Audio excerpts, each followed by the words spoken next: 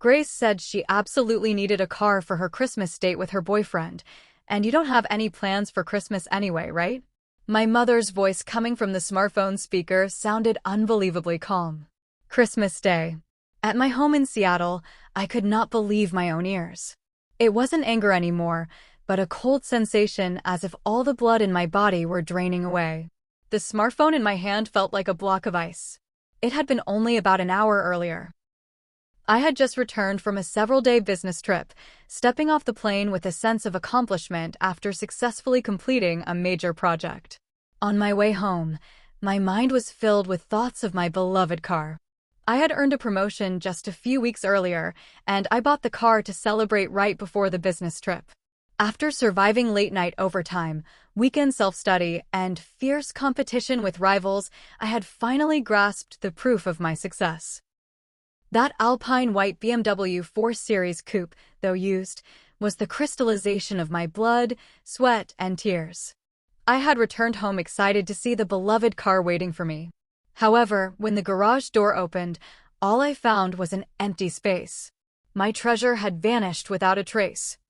With my mind on the verge of panic, I operated the security camera app with trembling fingers and checked the footage from my home. What appeared on the screen was the worst betrayal imaginable. In the video, my mother casually unlocked the door with the spare key and let my sister Grace inside. Grace grabbed the BMW key I had left on the living room table as if it were her own, and the two of them walked out of the house smiling. My family stepped into my sanctuary and took what was precious to me. There was not the slightest hint of guilt in their actions. The unbelievable sight captured by the security cameras. That spare key had been something my mother insisted on making just in case, because she worried about my frequent long business trips. In case there's a fire or water leak, we need to be able to respond right away. I hesitated many times when she said that. But in the end, her words, "Don't you trust your family?" overpowered my doubts. That control disguised as kindness eventually bared its fangs in the worst possible way. I stopped the playback and without a second of hesitation, tapped my mother's number on my smartphone. After a few rings, I heard her familiar voice, one so carefree that it made my hatred surge. "Julia, welcome home. Merry Christmas." "Mom, where's my car?" Even at the sound of my cold voice, my mother didn't react at all. "Oh, the car? Perfect timing. Grace is using it right now." "Using it? What do you mean?" I don't recall giving her permission. "Oh, don't be so fussy. I used your spare key, the one we made for emergencies." Well, this was an emergency for Grace. They were unbelievable words. An emergency? I barely managed to ask that single question. The absurdity was so overwhelming that my thoughts couldn't keep up. Yes, an emergency. Grace said she needed it for her Christmas date. Today she's meeting her boyfriend's parents for the first time. It's an important day for her. And your BMW looks impressive, doesn't it? You're her big sister, so you should help her with something like this. Help? This is theft. I forced myself to keep my voice steady as I argued back. You entered my house without permission and took my car key. That's a crime. Do you understand that? Then, my mother let out a sigh that sounded genuinely exasperated. You're so dramatic. You didn't have any special plans anyway. Besides, you're successful at that IT company and you have money. So, giving your sweet little sister one car as a present shouldn't be a problem, right? We're just making good use of it for you. An unpleasant memory from years ago resurfaced in my mind. Grace had still been a college student back then.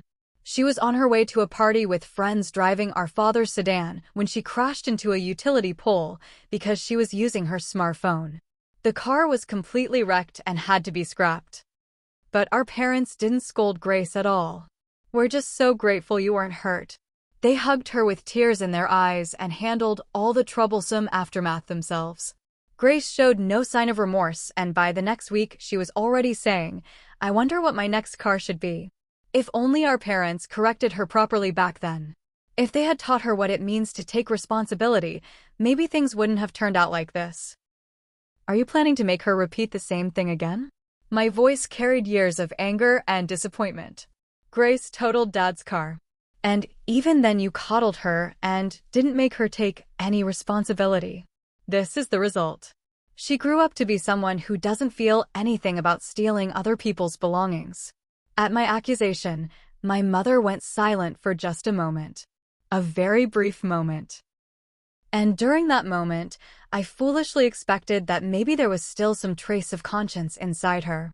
But what came from the other end of the line was not remorse, but a shrill, hysterical voice full of self-justification. "What did you just say? How dare you? Grace is sensitive and you need to support her properly. You're her older sister." Ah, there it was again. The usual line. The fact that I was the eldest daughter had always been used as a convenient curse. Something to force me to take responsibility for every one of my sister's mistakes and to give her whatever she wanted without question. But that curse had to end. Enough. I cut her off quietly but firmly. "It seems that talking with you is a waste of time, so I'll give you my final warning. Contact Grace right now and tell her to return my BMW to my garage immediately and without a single scratch. If she can't do that, I'm reporting the theft to the police." That's all. My mother started laughing. "The police? Are you serious? You're not actually planning to turn in your sweet sister to the police over one little car, are you? Don't be ridiculous." "I'm not joking. I'm completely serious. Yes, whatever. Goodbye." Then, with a loud clatter, the call was abruptly disconnected. She genuinely believed that I would never dare to do such a thing. Her confidence built from years of controlling and exploiting me had clouded her judgment. Still holding my smartphone tightly, I closed my eyes for a few seconds. Is this really the right thing to do? Once I crossed this line, I could never go back to being a family again. That thought flickered through my mind for just a moment, but I pushed it away almost immediately. I opened my eyes and took a deep breath. Then, without hesitation, I tapped 3 digits on the screen. 911, 911, what's your emergency? Fire, medical, or police? Police. I'd like to report a stolen vehicle. My voice was surprisingly calm, even to myself. The operator on the other end spoke in a steady, professional tone. Can you tell me the details of the vehicle? Yes. It's an Alpine white BMW 4 Series coupe. The license plate is. I recited the plate number, the model year, and every piece of information that could prove the car belonged to me without hesitation. I had paid for everything with the money I earned, registered it under my own name, and insured it myself. It was undeniably my car. And with every fact I stated out loud, my resolve grew even stronger. When was the last time you saw the vehicle? Before I left for a business trip a few days ago. When I returned home tonight, it was gone from my garage. Is there any possibility it was towed? No, it was in the locked garage of my house. After a brief pause, the operator asked the most crucial question. Do you have any idea who may have taken your vehicle? I had known this question was coming, but hearing the words "for real" made my heart tighten sharply. Once I said it, there would be no turning back. I took a short, deep breath and told the truth. Yes, I do. My sister. My mother used a spare key to enter my home and helped her take it. When the call with the operator ended, I sank deep into the sofa, still gripping my smartphone. The silence of the house felt as if it were blaming me. Was this really the right thing to do? Once I crossed this line, I could never return to the family I used to know. The weight of that decision made my whole body tremble at last. I just wanted someone, just one person, to say, "You're not wrong." Driven by that unbearable loneliness and fear, I tapped my smartphone again with trembling fingers. And I selected the name of the one person I could trust and typed a short message. I'm sorry. I don't think I can see you today. Something serious happened. Mom and Grace stole my car. I just reported it to the police. Right after I pressed the send button, a patrol car quietly stopped in front of my house, and a police officer knocked on my front door. Miss Julia, I presume. I'm Anderson with the city police. May I ask you for more details about your vehicle? I invited him into the living room and spread out all the documents I had prepared on the table. The loan contract, the insurance policy, the registration papers. And then I showed him the security camera footage on my tablet, recording every moment of Grace and my mother entering my home and taking the key. The officer examined each document carefully, then watched the footage with intense focus before nodding deeply. I see. I fully understand the situation. The vehicle is without question your personal property. Yes, but my mother insists my sister is just borrowing it, and she won't listen to me at all. He spoke cautiously, as if choosing each word with care. Julia, in most cases, we have limited ability to intervene in family disputes. If there's even a small chance that the matter could be resolved through discussion. But I cut him off firmly and without hesitation. There isn't. They refused all discussion. This is theft. I'm requesting action according to the law.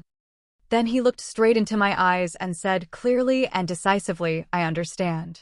Indeed, even if they are blood relatives, taking a car without the owner's permission is theft, especially with this clearly documented ownership.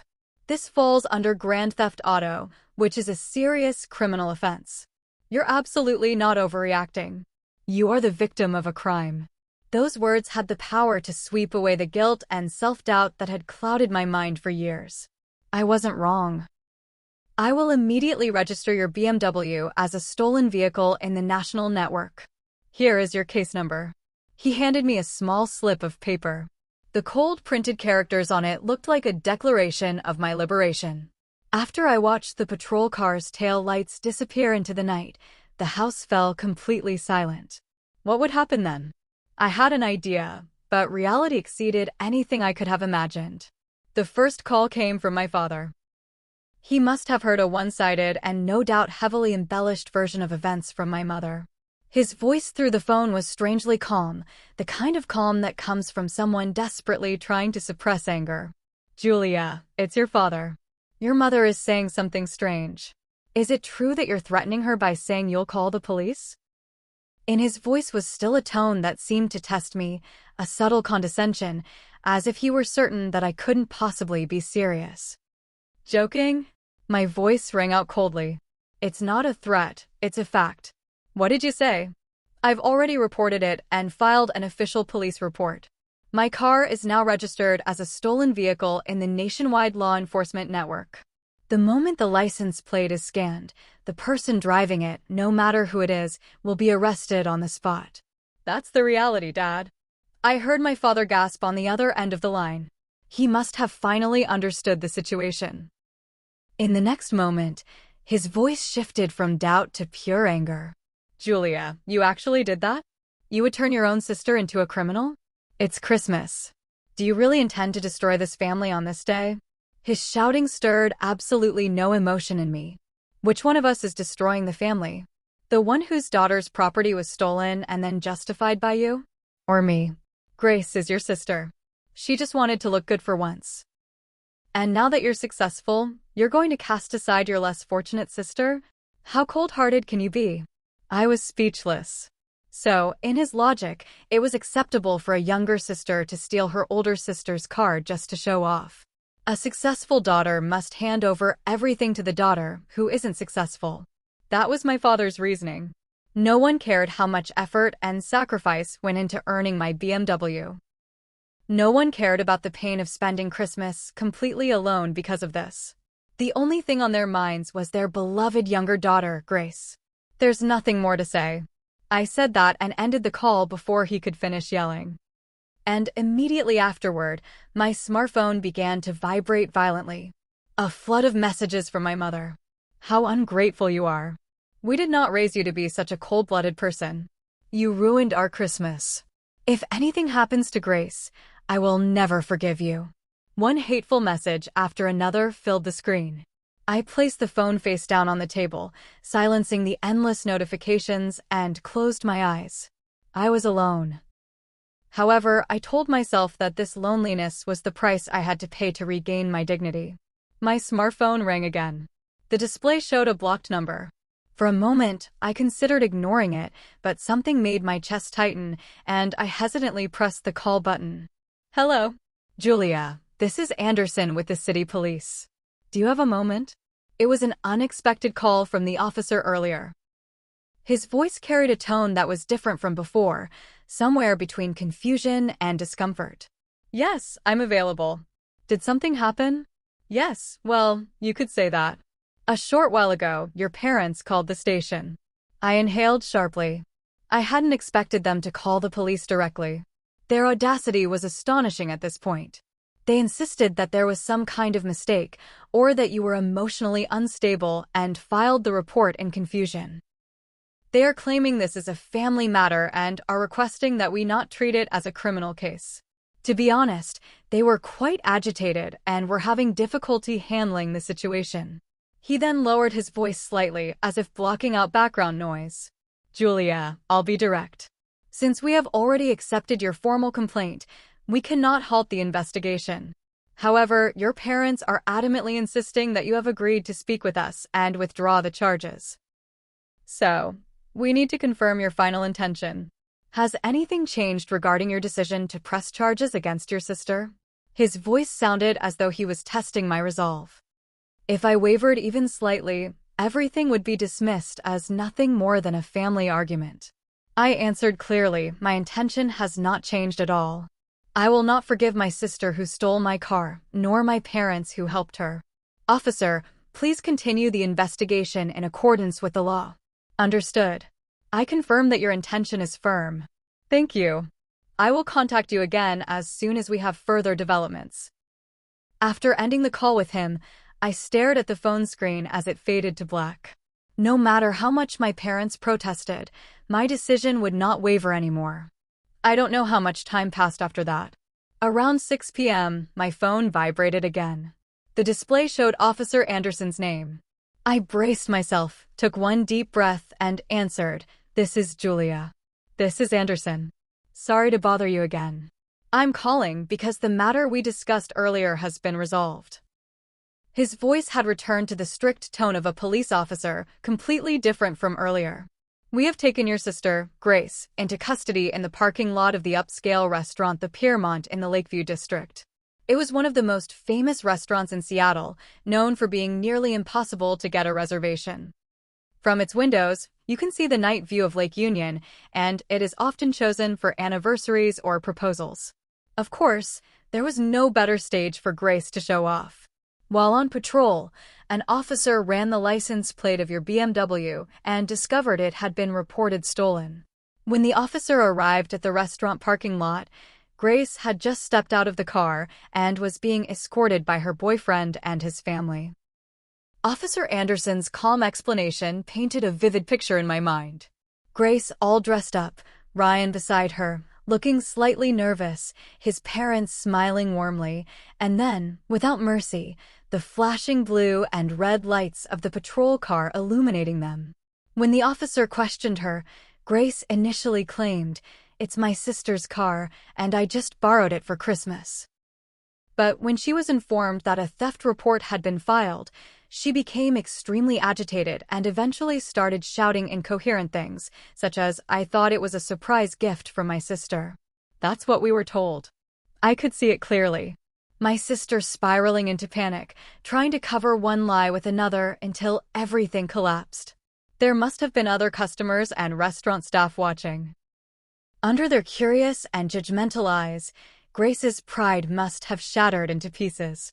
Her boyfriend Ryan and his family were deeply shocked. After briefly hearing their side of the story, we arrested Grace on the spot for car theft and transported her to the nearest precinct. I see. That was all I could manage to say. Your vehicle is currently being transported to the police storage facility as evidence. Once the procedures are complete, we can return it to you, but please understand it may take some time. Yes, I understand. Thank you, Officer Anderson. After ending the call, I sank onto the sofa again as if my legs had lost all strength. It was over. All of it was over. And yet, there was not a shred of triumph in my heart. Only an overwhelming emptiness and a deep spreading sorrow. About an hour passed after receiving the news of Grace's arrest. My smartphone was silent, the eerie quiet that comes after a storm has passed. My parents were probably busy at the police station trying to arrange their daughter's bail, or perhaps frantically searching for a lawyer. Either way, it wasn't hard to imagine that they were blaming me entirely for the situation. What broke the silence then was not the ringtone of my smartphone, but a knock at the front door. A gentle, yet clearly audible knock. Had the police come again? Feeling uneasy, I cautiously looked through the peephole. Standing there was someone I never expected. My partner, Noah. In his hands were a warm cup of coffee and a bag of pastries. The moment I saw his worried, yet gentle smile, the tension I had been holding inside for so long snapped apart like a broken thread. As soon as I opened the door, tears streamed from my eyes, far more than I could possibly hold back. I'm sorry. On a night like Christmas, I'm the one who should apologize. I should have come sooner. I wanted to come the moment I saw your message, but work kept me tied up. I'm sorry I got here so late. Without another word, he gently pulled me into his arms and slowly rubbed my back. Noah stayed beside me silently until I was able to speak. Then, as I began to recount everything, bit by bit, piece by piece, he listened without interrupting even once. His eyes fixed on me with complete sincerity. When I finally finished, he took my hand and held it firmly. Julia, you didn't do anything wrong. Not a single thing. To protect your dignity, you made an incredibly painful decision all on your own. I'm truly proud of you. His words sank deeper into my heart than any comfort could. I had thought I was fighting this battle alone, but there was someone who believed in my choices and stood by my side. That truth slowly began to thaw the ice that had formed around my heart. I ruined Christmas, didn't I? I said through tears, and he smiled softly. What are you talking about? Christmas is only just beginning. Come on, my family is waiting to see you. At Noah's words, I hesitated for a moment. But I'm not in any state to smile right now. Sensing my conflict, Noah gently wrapped an arm around my shoulders. You don't need to force yourself to smile. I just want you to know something. Family isn't only what you've experienced. One-sided exploitation or control. There are families that are warm, safe, and truly comforting.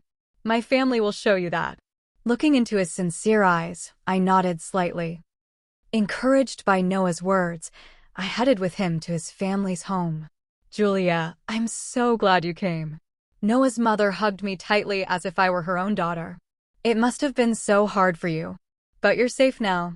Tonight, let's spend Christmas together with our family. Neither he nor his family asked intrusive questions about what had happened the night before.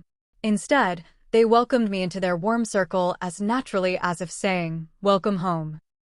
In a room where the fireplace crackled softly, we listened to gentle Christmas carols and shared a heartfelt meal. It was a kind of warmth, a kind of family that I had never known. A few days after Christmas, I received a call from my aunt, my father's sister. Grace had broken up with Ryan, whom she had been considering marriage with. Then a lawyer informed my parents that she was highly likely to receive a criminal sentence. And only then did my parents finally grasp the seriousness of what had happened. A few days later, with my aunt's help, I met my worn-out parents at a cafe in the suburbs. My father said, "We were wrong about everything." And my mother broke down crying as she said, "I'm so sorry for hurting you." It was the first time in my life I had ever heard a sincere apology from them. But their words no longer reached my heart. I accept your apology, but forgiveness is another matter. My intention to testify to all the facts at Grace's trial has not changed. At my resolute stance, they had nothing left to say.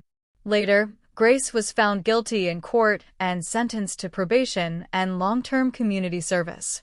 Naturally, the incident spread through their small community in an instant. My father lost his job after being held responsible for damaging the company's trust.